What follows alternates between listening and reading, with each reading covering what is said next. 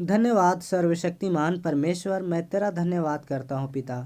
परमेश्वर, जो भी इस वचन को भाई बहन सुन रहे हैं पिता, उनके जीवन को खुशियों से भर देना प्रभु। मैं सभी भाई बहनों के लिए प्रार्थना करता हूँ पिता, उनके जीवन के हर एक परेशानियों को दूर करना परमेश्वर। परमेश्वर, जो भी वचन होने जा रहा है पिता, तो इन्हीं वचनों से सभी भाई बहनों को सच्चा मार्ग दिखाना पिता। सर्वशक्तिमान परमेश्वर के नाम से प्रार्थना करता हूँ, स्वीकार करना पिता, आमीन। सभी भाई बहनों को जय मसीह की। आप सब कैसे हैं? हम उम्मीद करते हैं कि परमेश्वर के अनुग्रह से आप सभी बहुत अच्छे होंगे। तो आज का संगति का विषय है, सच्चे मसीह को झूठे मसीह से कैसे अलग करें, कैसे पहचानें। भाइयों और बहनों, बाइबल के कुछ अंशों को देखते हैं। जैसे कि मत्ती के 24:23-24 में लिखा है, यदि उस समय कोई तुमसे कहे देखो मसीह यहाँ है अथवा वहाँ है, तो विश्वास नहीं करना, क्योंकि झूठे मसीह तथा झूठे नबी प्रकट होंगे और ऐसे महान चिन्ह तथा चमत्कार दिखाएंगे कि यदि संभव हो तो वे चुने हुए लोगों को भी बहका दे। इसलिए जब परमेश्वर की वापसी का सामना करना पड़ता है तो हम जांच करने और जांच करने के लिए नहीं आए। एक झूठे मसीह की उपस्थिति के कारण हम प्रभु की वापसी का स्वागत नहीं कर सकते हैं। वास्तव में प्रभु यीशु और सर्वशक्तिमान परमेश्वर के शब्दों ने पहले ही बताया है कि उनके बीच अंतर कैसे किया जाए, सत्य और झूठे मसीह को कैसे पहचानें। तो आइए विचार करें कि हमें सच्चे और झूठे मसीह के बीच अंतर क्यों करना चाहिए। संदर्भ के लिए बाइबल की पदों से देखते हैं भाई बहन। मत्ती 10 के 26-27 में लिखा है, इसलिए उससे डरना मत, क्योंकि जो कुछ छिपा है सब उजागर होगा और हर वह वास्तु जो गुप्त है प्रकट की जाएगी। मैं अंधेरे में जो कुछ तुमसे कहता हूँ, मैं चाहता हूँ उसे तुम उजाले में कहो। मैंने जो कुछ तुम्हारे कानों में कहा है, तुम उसकी मकान की छतों पर चढ़कर घोषणा करो। भाइयों बहनों, रोमियो 10 के 17 में लिखा है, सो उपदेश के सुनने से विश्वास उपजता है और उपदेश तब सुना जाता है जब कोई मसीह के विषय में उपदेश देता है। और भाइयों बहनों, मत्ती के 15 के 14 में लिखा है, उन्हें छोड़ो, वे तो अंधों के अंधे नेता है। यदि एक अंधा दूसरे अंधे का राह दिखाता है तो वे दोनों ही गड्ढे में गिरते हैं। समझने का बिंदु है भाई बहन, झूठे मसीह आते हैं, वे केवल महान चिन्ह, चमत्कार, अद्भुत और संकेत दिखा सकते हैं, मुख्यतः क्योंकि उनके पास कोई सत्य नहीं है, वे सत्य को व्यक्त नहीं कर सकते हैं। सच्चा मसीह आया है, वह सच्चाई है, इसलिए वह बहुत सारी सच्चाई व्यक्त कर सकता है ताकि लोग उसे सुन सके और उसे पहचान सके। यदि लोग झूठे मसीह का अनुसरण करते हैं तो संकेतों और चमत्कारों में विश्वास करते हैं और सच्चे मसीह के शब्द पर विश्वास नहीं करते हैं। लेकिन झूठे मसीह का पालन करते हैं, हम निश्चित रूप से मर जाएंगे। यदि आप परमेश्वर में विश्वास करते हैं और लोगों का अनुसरण करते हैं, यदि आप नहीं जानते कि कैसे विचार करना है, तो आप अंधे को अंधा बना रहे हैं और अंत में आप सभी गड्ढे में गिर जाते हैं। परमेश्वर की भेड़ें परमेश्वर की आवाज़ सुनती है और हमें परमेश्वर की भेड़ें चाहिए। हमें परमेश्वर की आवाज़ सुनने में सक्षम होना चाहिए और हमें परमेश्वर की आवाज़ को समझने में सक्षम होना चाहिए ताकि हम अनुसरण कर सके, सच्चे मसीह को पहचान सके। आइए परमेश्वर के कुछ शब्दों को पढ़ें। सर्वशक्तिमान परमेश्वर कहते हैं, जो सत्य को नहीं समझते वे हमेशा दूसरों का अनुसरण करते हैं। यदि लोग कहते हैं कि यह पवित्र आत्मा का कार्य है, तो तुम भी कहोगे कि यह पवित्र आत्मा का कार्य है।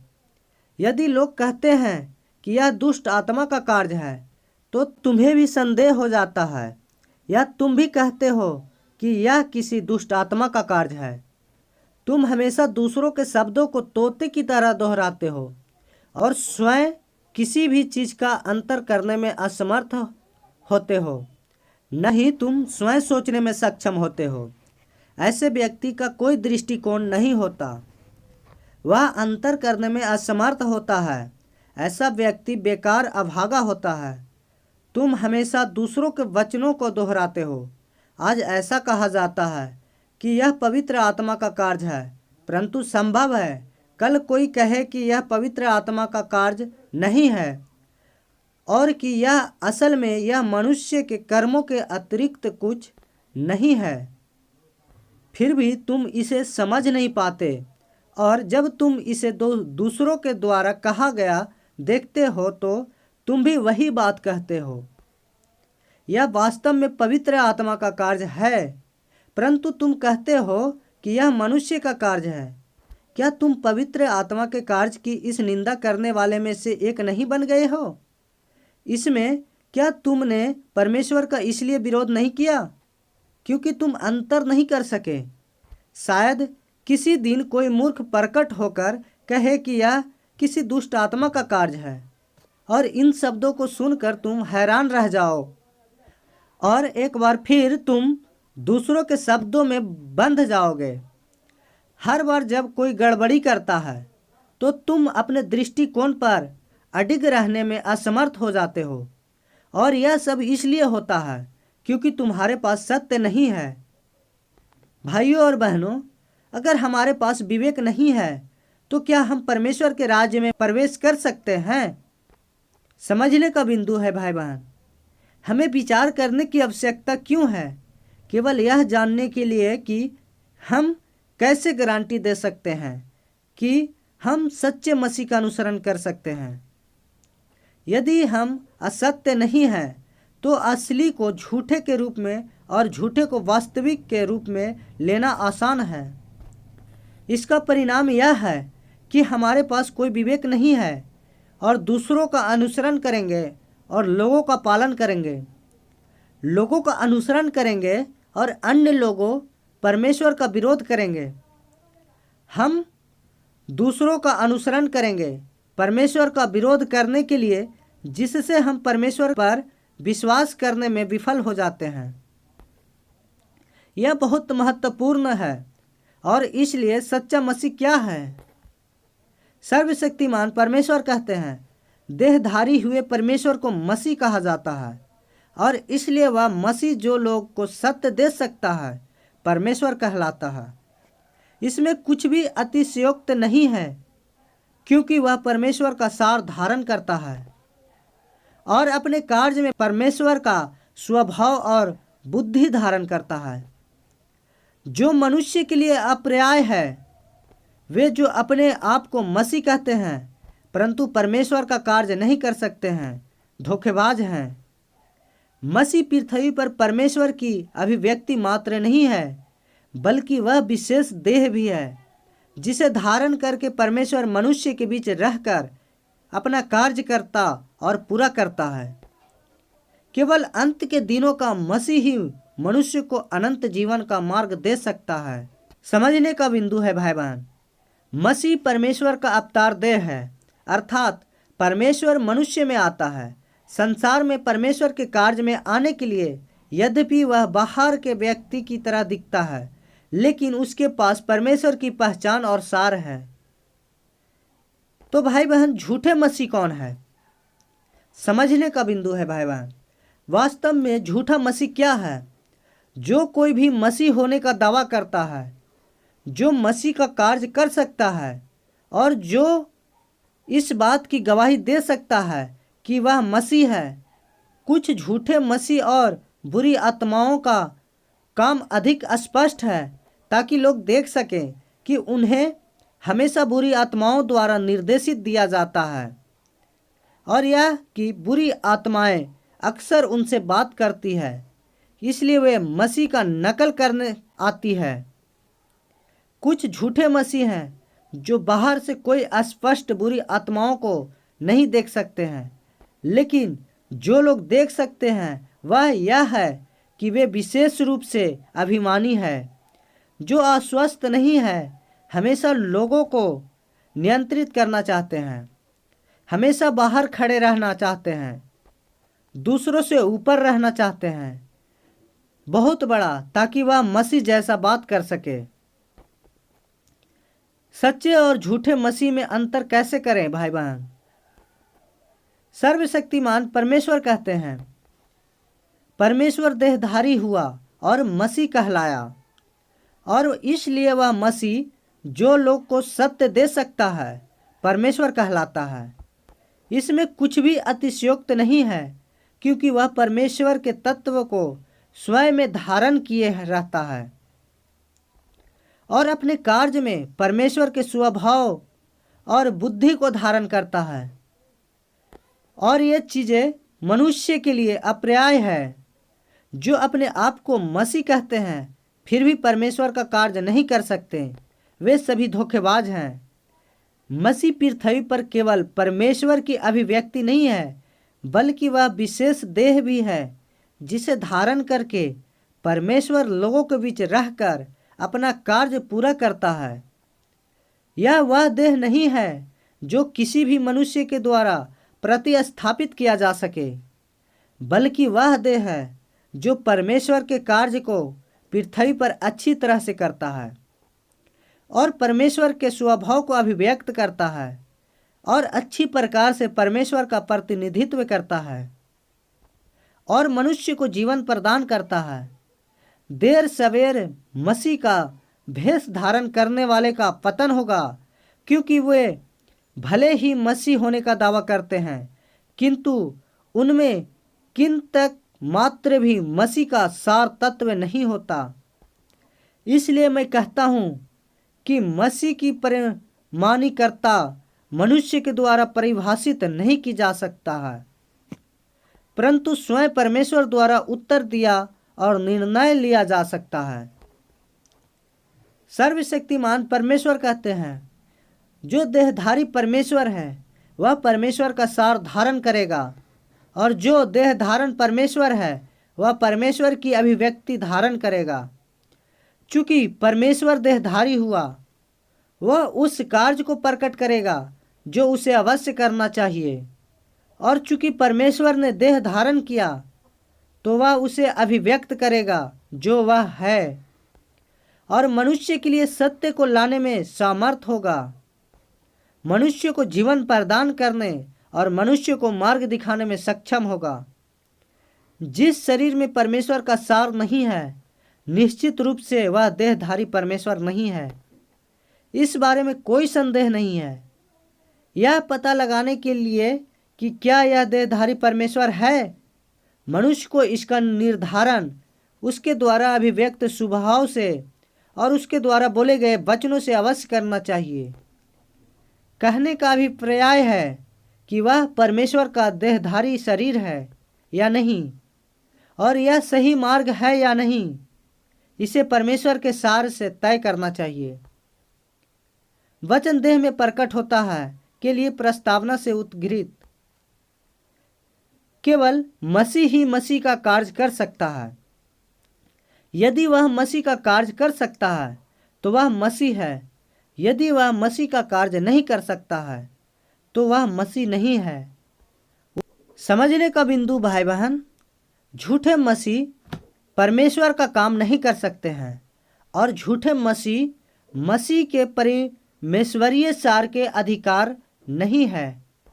जिस तरह अनुग्रह के युग में यीशु राक्षसों को बाहर निकालने और बीमारियों को ठीक करने का काम करता है, सच्चा मसीह ऐसा नहीं कर सकता है।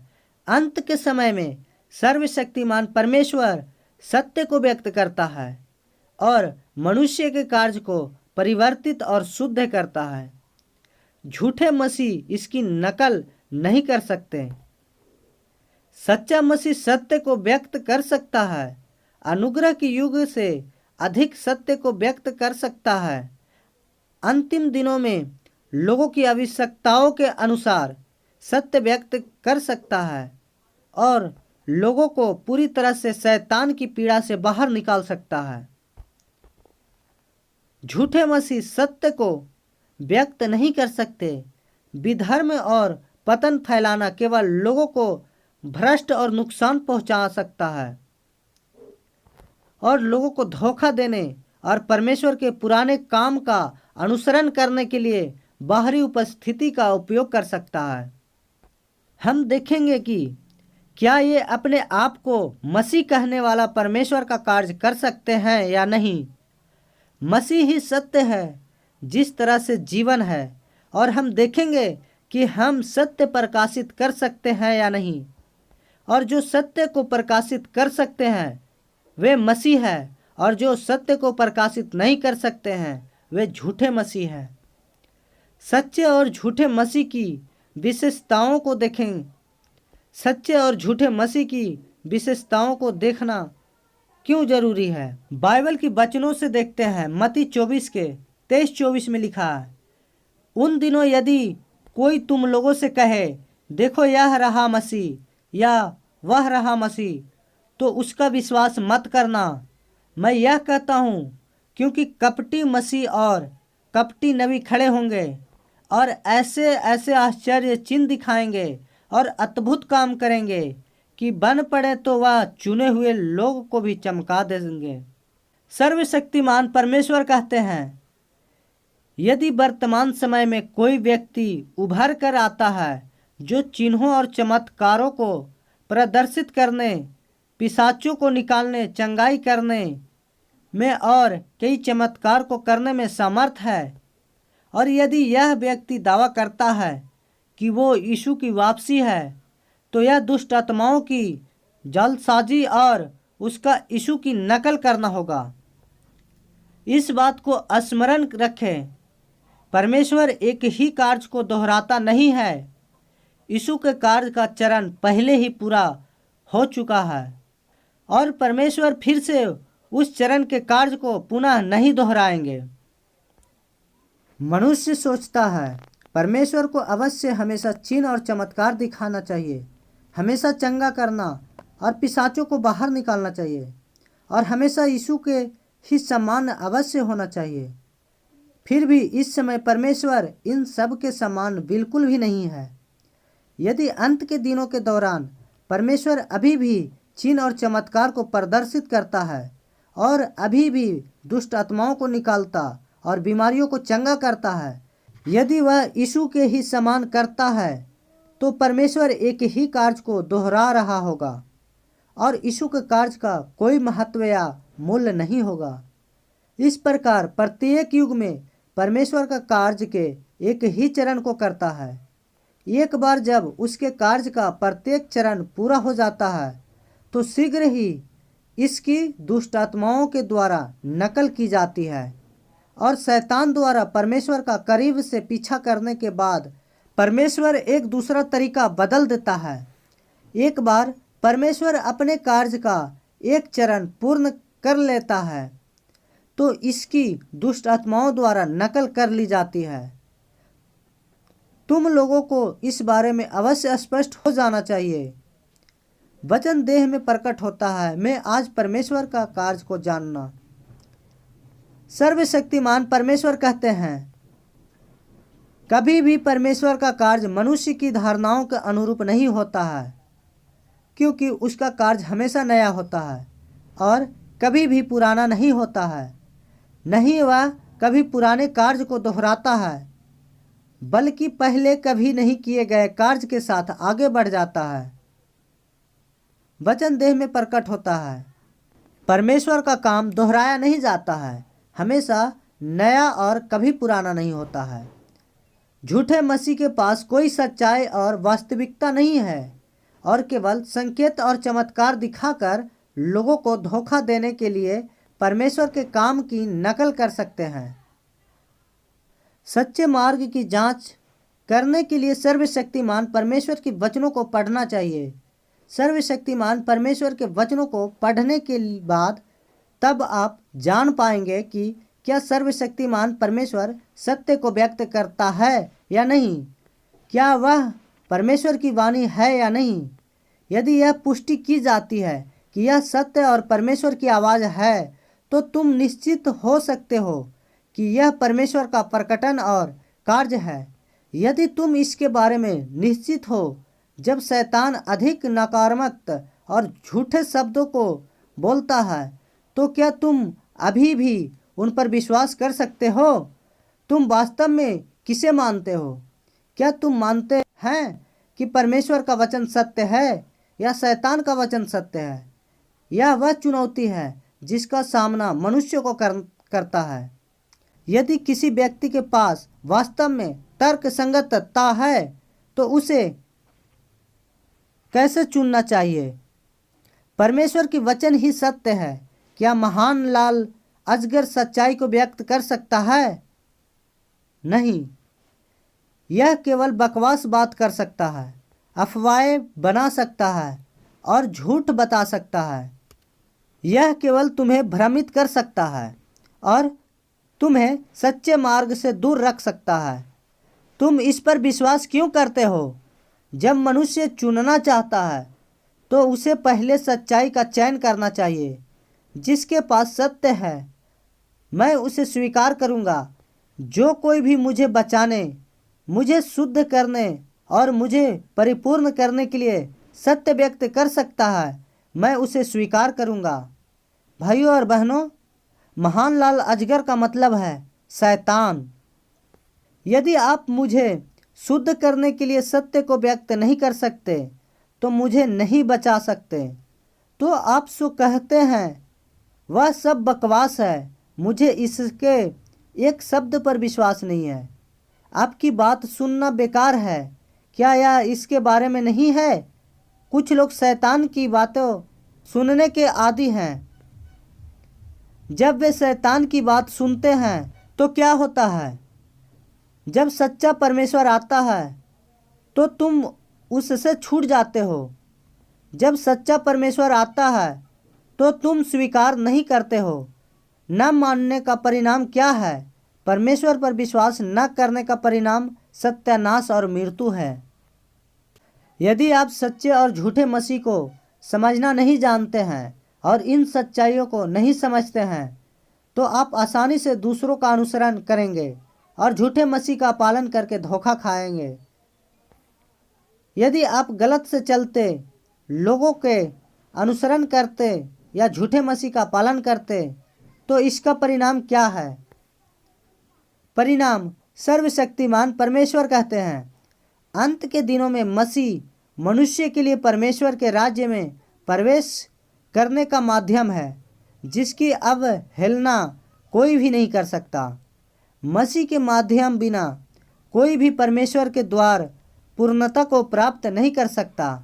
परमेश्वर में तुम्हारा विश्वास है और इसलिए तुम उसके वचनों को स्वीकार करो और उसके मार्ग का पालन करो।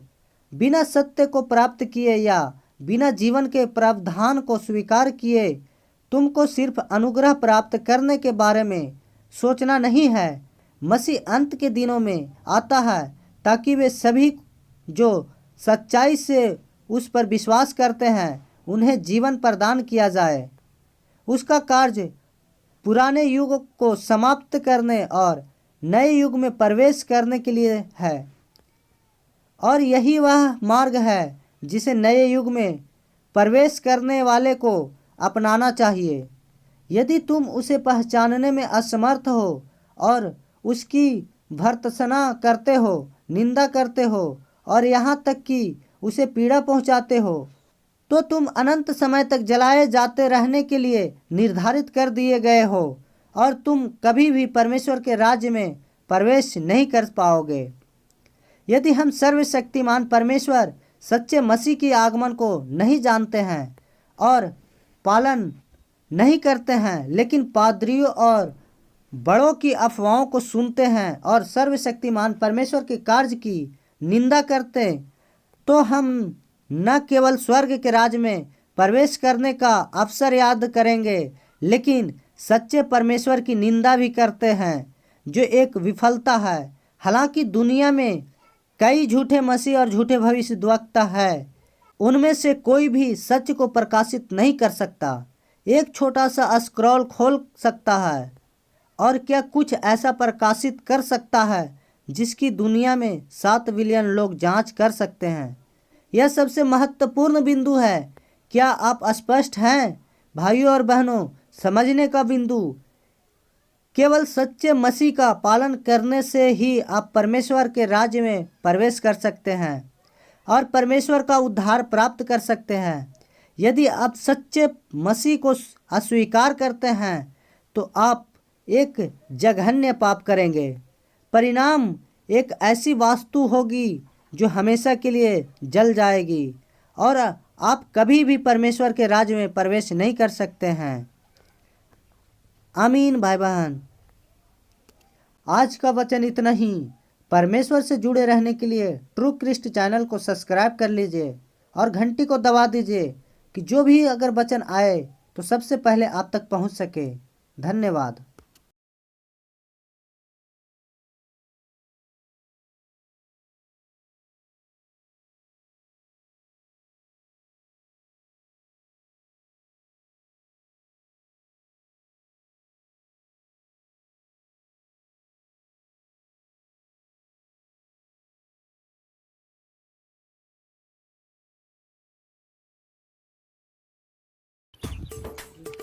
रुका क्या है तो तुझने इतना तेज भागा जाता।